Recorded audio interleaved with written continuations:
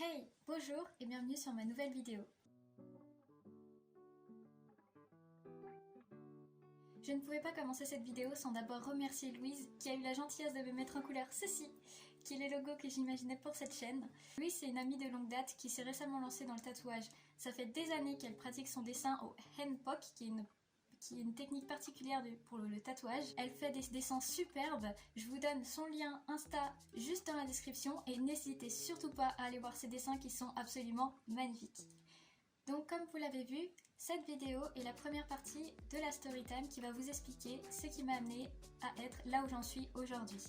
Cette storytime s'appelle « Je voulais devenir puéricultrice » parce que c'est à ce moment-là qu'a eu lieu l'un des premiers grands événements de mon parcours. Avant tout, il faut que je vous parle de mon enfance. Depuis toute petite et même depuis bébé, j'ai été un enfant dit fragile. Ma mère m'a souvent dit qu'elle s'est beaucoup inquiétée pour moi parce que je tombais malade vraiment très souvent. J'ai passé une grande partie de mon temps lorsque j'étais bébé au laboratoire. Pourquoi? Parce qu'à l'époque je faisais énormément de pyélonéphrite due à un reflux urinaire. Ce qui se passe dans ces cas-là, c'est simplement que l'urine n'arrive pas à sortir et que donc ça remonte dans les reins. C'est ce qui a fait que plus tard, j'ai grandi avec un rein droit un petit peu abîmé dû aux nombreuses infections qu'il a continué de faire sans arrêt. En grandissant un peu plus, ma mère a commencé à avoir d'autres soucis avec moi. Déjà, j'étais asthmatique, mais asthmatique sévère. Ma mère était très angoissée à l'idée de sortir dans des moments où je pourrais faire une crise. Par exemple, un jour, lorsque l'on rentrait de l'école, ma mère a commencé à monter les étages de l'immeuble avec moi avant de se rendre compte que j'ai commencé à tousser et de comprendre ce qui se passait. Le problème, c'est que ce jour-là, les peintres avaient repeint l'immeuble à la peinture à l'huile. Et j'étais extrêmement allergique à la peinture à l'huile. Au fur et à mesure qu'on montait les étages, j'avais de plus en plus de mal à respirer et ma mère n'avait pas pensé à prendre mon traitement avec elle puisqu'à ce moment-là de l'année, il n'y avait a priori pas trop de risques. Ce qui s'est passé, c'est qu'au final, elle a paniqué devant la serrure de la porte, a ouvert ça au plus vite avant de me propulser dans l'appartement pour vite attraper mon traitement et me le donner. À l'époque, comme j'étais petite et que je pouvais pas prendre la ventoline moi-même, c'était cette espèce de truc, vous savez, genre un grand masque avec un grand truc comme ça, et puis il y avait la ventoline au fond, et ma mère devait compter le nombre de respirations que je faisais. L'autre problème qui revenait souvent à ce moment-là, c'est que je me déboîtais absolument tout sans arrêt. Ma mère a carrément dû apprendre avec mon pédiatre à me remboîter les poignets et les coudes, parce qu'il suffisait qu'elle prenne ma main et qu'elle tire un tout petit peu trop fort dessus pour me faire avancer, pour que mon poignet se déboîte. C'est à ce moment-là du coup qu'on m'a diagnostiqué de l'hyperlaxité. L'hyperlaxité, en gros, c'est que je suis très mobile des articulations. Ça me permet de faire des choses un petit peu bizarres encore maintenant, genre ça. Et ensuite, en grandissant, on s'est vite rendu compte que mon corps penchait sur le côté. Ça a été un long combat, ça aussi, tout simplement parce que aucun médecin ne voulait croire ma mère qui pensait que j'avais une scoliose. Et elle avait raison. On a dû voir plusieurs spécialistes avant que l'un d'eux dise enfin, effectivement, c'est une scoliose et pas « mais non, c'est juste elle qui sait pas se tenir ». Bref, du coup j'ai grandi, j'arrive au collège avec ma scoliose, mes luxations, mon rein, mais ça va, je grandis bien. Sauf que voilà, arrivé au collège, d'autres choses se passent. Je commence à me faire des entorses tout le temps. À un certain moment donné de ma croissance, je sais pas ce qui s'est passé, mais pratiquement tous les mois, j'atterrissais à l'hôpital avec une nouvelle entorse. C'est pas une blague, j'ai une collection d'attelles. D'ailleurs, petite anecdote, j'y suis allée tellement souvent qu'un jour, je suis arrivée à l'hôpital avec des béquilles que m'avait prêté une amie parce que j'avais vraiment très mal à la cheville, impossible de marcher dessus, et j'ai dit au médecin: je suis hyperlaxe, je fais énormément d'entorses, cette cheville a dû connaître au moins une bonne dizaine d'entorses. Je voulais simplement lui expliquer que c'était récurrent et que je m'inquiétais un petit peu quant à l'état de mes ligaments, parce qu'au bout d'un moment, je me dis qu'ils doivent bien s'user quand même. Je vous jure, le médecin a regardé la radio et m'a dit: bah, elle a l'air plutôt bien cette cheville pour une cheville qui a reconnu une dizaine d'entorses. Concrètement, il se moquait de moi. Et là, c'est pas le pire, c'est qu'après, quand je suis allée à son bureau pour lui demander gentiment s'il pouvait me prescrire une paire de béquilles, parce que celles-ci n'étaient pas les miennes et que j'avais vraiment trop mal pour marcher, il m'a regardé et il m'a dit: vous en avez vraiment besoin? Si je te le demande. Mais enfin bon, passons. À part les entorses, j'ai commencé à faire quelques malaises et puis au final, en faisant quelques analyses de sang, on s'est rendu compte que mon fer était plutôt bas. Donc on en a déduit que c'était à cause de ça. Donc j'ai été sous traitement. Puis finalement, les malaises passent, les entorses continuent, mon rein va beaucoup mieux, mais autrement, tout va bien. Je grandis et j'arrive au lycée. Arrivé au lycée, on ne comprend pas trop ce qui se passe. Concrètement, la fatigue empire et je commence à faire des malaises, mais cette fois-ci, pour des hypoglycémies. Bah oui, parce qu'au bout d'un moment, le fer c'était plus suffisant. Je dois d'ailleurs remercier ma meilleure amie qui a passé une grande partie de son année de terminale à m'acheter des sucreries au distributeur. Merci. Et du coup, c'est au lycée que j'ai commencé à réfléchir à ce que je voudrais faire plus tard. et j'ai commencé à réfléchir à me tourner vers une carrière en tant que puéricultrice. Mon désir, c'était de soigner et d'accompagner les enfants, qu'ils soient malades ou en bonne santé. J'ai donc passé les concours nécessaires et une fois que j'ai validé mon bac, yes, je suis rentrée en école d'infirmière. Je ne vais pas expliquer en détail ce qui se passe dans les cours d'infirmier ou comment s'est passé le concours ou quoi dans cette vidéo parce que c'est pas le sujet, mais si jamais vous vous intéressez aux études d'infirmière, n'hésitez pas à me laisser un petit commentaire sous la vidéo. Et si jamais ça vous intéresse vraiment, j'en ferai une vidéo. Et donc j'arrive en école d'infirmière, toute fraîche et toute pimpante, avec des rêves plein la tête, et là, catastrophe. J'ai commencé à faire de plus en plus de malaise. Le problème c'est qu'il n'était plus seulement lié à de l'hypoglycémie, mais également à de la tachycardie. J'ai donc vu un cardiologue qui a fait suivre mon cœur pendant 24 heures. Je sais plus comment ça s'appelle, mais c'est un boîtier en gros qui enregistre votre cœur toute la journée.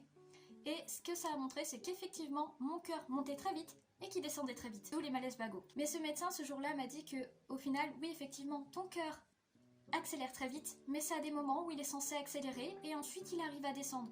Donc ça va, j'avoue, j'étais pas du tout rassurée. Mais le problème, c'est qu'au final, j'ai commencé à faire des malaises à cause de ces tachycardies. Et mon médecin traitant a décidé de me mettre sous traitement. Le traitement, j'étais censée prendre un petit comprimé, je ne sais plus du tout c'est quoi le nom, mais c'était un calmant du coup, et j'étais censée en prendre que la moitié, parce qu'il était quand même pas mal fort. Effectivement, dès que j'en prenais une moitié, j'étais KO pour au moins 1 heure. C'est-à-dire que je m'endormais, et je ne bougeais plus pendant au moins 1 heure. On a essayé d'adapter le traitement, que j'en prenne qu'un seul quart, mais avec un quart, au final, ça me mettait quand même KO. Je dormais pas, j'entendais tout, mais je pouvais plus bouger, j'avais les yeux fermés quoi, j'étais vraiment KO. Du coup voilà, les études d'infirmière continuent d'avancer, j'ai beaucoup plus de mal à rester là au final parce que la fatigue, les malaises et les stages sont très prenants, les cours sont ultra prenants aussi. C'est super intéressant et aussi super difficile. Et en fait, dans ma deuxième année, je commençais vraiment à remettre en question ce choix. Tout simplement parce que pendant mon stage en psychiatrie, j'ai commencé à avoir de grosses difficultés mentales. Tout simplement parce que voir les histoires de ces patients me touchait énormément. J'avais beaucoup de mal à me détacher d'eux. Et je me suis rendu compte que je détestais, mais vraiment détestais, faire tout acte médical sur eux. Ce que j'entends par acte médical, c'est que je ne supportais pas de leur faire les intramusculaires. Pourtant, les prises de sang, les perfusions, j'y arrivais, c'était pas le problème.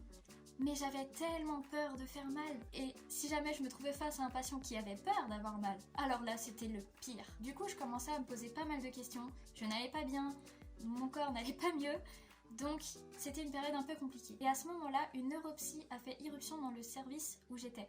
Elle était en train de chercher quelqu'un qui pourrait l'aider avec un de ses patients. En fait, elle devait avoir un entretien avec un patient, mais qui ne parle pas français. Il parlait uniquement portugais. Du coup, elle essayait de trouver quelqu'un qui pourrait servir d'interprète. Et là, je me suis dit, wow, coup de chance! Ça me permettrait de voir de nouvelles choses, d'apprendre. Et je parle portugais quoi. Et donc la neuropsy a accepté de me prendre moi du coup pour l'aider. Mon cadre était ok, donc pas de problème. Les séances où j'ai aidé la neuropsy étaient super intéressantes. C'était intéressant de voir quel outil elle utilisait pour travailler avec ses patients. Et aussi ce qui était génial, c'est que moi qui me remettais beaucoup en question et qui était pas bien, et la neuropsy l'avait bien compris et elle profitait de ces moments-là une fois que son patient était parti pour rester un peu avec moi, discuter avec moi et voir comment j'allais. Un grand merci à elle parce que c'est sûrement elle qui m'a fait le plus tenir jusqu'au bout du stage. Mais du coup, en discutant avec cette neuropsy, elle a commencé à essayer d'en savoir un peu plus sur moi parce qu'elle voyait bien que j'étais toute pâle, que j'avais tendance à tourner de l'œil. On discute beaucoup et au fur et à mesure que je lui raconte un petit peu mon histoire, elle commence à se poser des questions. Du coup, elle a commencé à faire un lien entre mon état actuel, les entorses, les douleurs et un peu tout ce qui faisait tous mes soucis. Et puis là, elle m'a regardée et elle m'a dit « Toi aussi, tu as le syndrome des lèvres dans l'os ?» Et moi là, je suis restée silencieuse quelques secondes. Et puis je l'ai regardée et je lui ai dit « Non, moi je suis juste hyper laxe. » Elle m'a dit « Tu devrais consulter. » Et puis elle a commencé à m'expliquer ce qu'était le syndrome, à me donner des noms, des sites où je pourrais regarder et m'informer en m'expliquant du coup pourquoi mon corps, possiblement si j'étais atteinte de ce syndrome, réagissait comme il le faisait. Mais honnêtement, j'entendais plus.